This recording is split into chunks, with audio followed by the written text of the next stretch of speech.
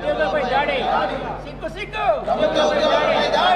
ఉద్యోగులకు రక్షణ ఉద్యోగులకు రక్షణ we want justice we want justice we want justice Zindabad revenue ఉద్యోగుల ఐక్యత రెవెన్యూ ఉద్యోగుల ఐక్యత రెవెన్యూ ఉద్యోగుల ఐక్యత ప్రభుత్వ ఉద్యోగులకు రక్షణ జిందాబాద్ జిందాబాద్ జిందాబాద్ జిందాబాద్ జిందాబాద్ జిందాబాద్ పై దాడి ఖండించాలి దోషులను వెంటనే శిక్షించాలి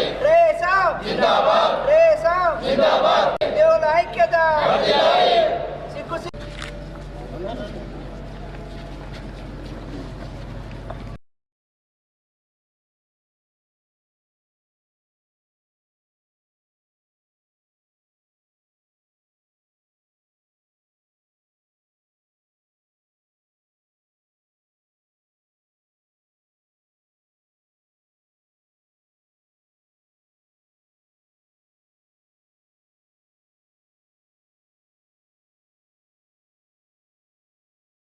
ఇవాళ వికారాబాద్ జిల్లాలో సాక్షాత్ ఒక జిల్లా కలెక్టర్ మరియు జిల్లా మెజిస్ట్రేట్ పైనే అందరూ మూకుముడిగా దాడి చేయడం అన్నది రెవెన్యూ ఉద్యోగులందరినీ కూడా ఇవాళ ఒక భయాందోళనకి గురిచేసింది.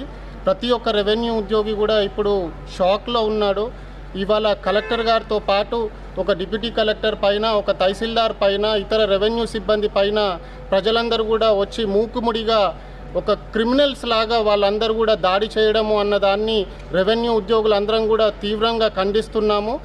ఈ దాడికి పాల్పడిన వాళ్ళందరినీ కూడా వెంటనే అరెస్ట్ చేసి కఠినంగా శిక్షించాలని మేమందరం కూడా గట్టిగా కోరుకుంటున్నాము.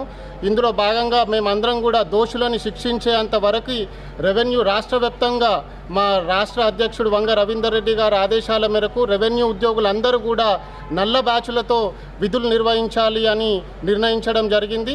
ఇవాళ రేపటి నుంచి ప్రతి ఒక్క రెవెన్యూ కార్యాలయంలో ప్రతి ఒక్క రెవెన్యూ ఉద్యోగి కూడా నల్ల బ్యాచులు పెట్టుకొని విధులు నిర్వహిస్తూ నిరసన వ్యక్తం చేయడం జరుగుతుంది.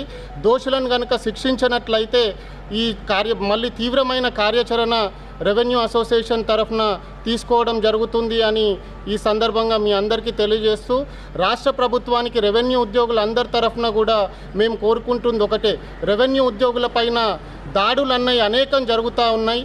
మీరు ఇట్లాంటి దాడుల్ని అరికట్టాలి అంటే ఖచ్చితమైన చర్యలు తీసుకోవాల్సిన అవసరం ఎంతైనా ఉంది. కఠినమైన చట్టాలు తీసుకొచ్చి రెవెన్యూ ఉద్యోగులందరికీ కూడా తగిన రక్షణ కల్పించాలి అని చెప్పి ఈ సందర్భంగా రాష్ట్ర ప్రభుత్వాన్ని మేము కోరుకుంటున్నాం.